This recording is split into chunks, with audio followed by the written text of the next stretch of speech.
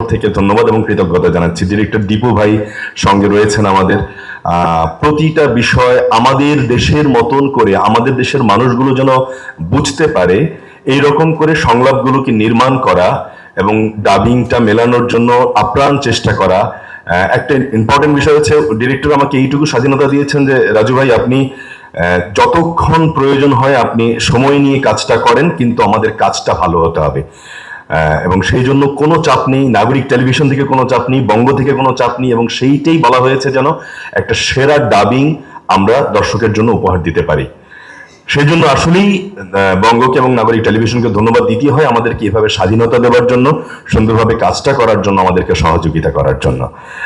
আমি জানি না আপনাদেরকে কতটা মন ভরাতে পারবো। আমার ভালো লাগে এই জন্য যে যুগে যুগে শতাব্দীর পর শতাব্দী ধরে আমাদের ইসলামের ঐতিহ্যকে রক্ষা করার জন্য এবং ইসলামের আমাদের ধর্মের শান্তির বাণীটাকে সর্বত্র সারা বিশ্বব্যাপী ছড়িয়ে দেওয়ার জন্য যে সমস্ত বীররা কাজ করেছেন, সেই সমস্ত বীরদের কণ্ঠে যখন নিজে অভিনয় করতে পারি সেটা সত্যি অনেক বড় পাওয়া এবং সৃষ্টিকর্তার কাছে সেজন্য আমি অনেক বেশি কৃতজ্ঞতা জানাই।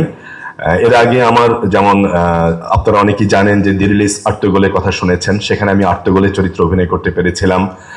তারপরে কুরুলুস ওসমানের ওসমান চরিত্রে অভিনয় করতে পেরেছিলাম। এরপর সালাউদ্দিন আইয়ুবীর যে সালাউদ্দিনের চরিত্রে আমি অভিনয় করব সেটা আমি আসলে সত্যি ভাবি নাই। মানে হায়দার ভাই সহ নাগরিক টেলিভিশনের যারা আমাকে নির্বাচন করেছেন, আসলে সত্যি আমার ধন্যবাদ জানানোর ভাষা নেই। আমার বিশ্বাস এই কন্টেন্ট আপনাদের ভালো লাগবে। ইতিমধ্যে আপনারা অলরেডি মানে 2টা পর্ব দেখেছেন, মানে আমরা মনে হয় সংক্ষিপ্ত করে আপনাদের সামনে দেখানোর চেষ্টা করেছি।